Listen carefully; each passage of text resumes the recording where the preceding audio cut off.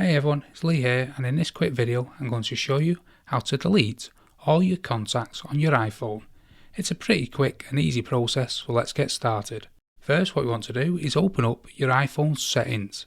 Now we're in the iPhone settings. What we want to do is scroll down until you see the search bar.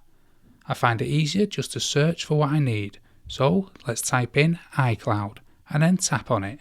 From there, you can see how much data you're using and what's syncing through your iCloud. To delete all the contacts on your phone, simply toggle off Contacts.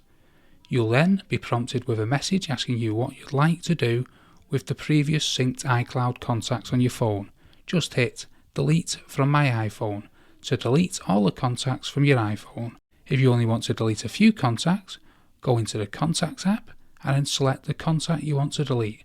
Tap on Edit and in the top right hand corner, and then scroll down to the bottom and hit Delete Contact. And that's it. It's a simple process, but be careful not to accidentally delete all your contacts if you don't actually want to. Let us know if you have any questions in the comments section below, and make sure to subscribe to our channel for more helpful tech tips like this one.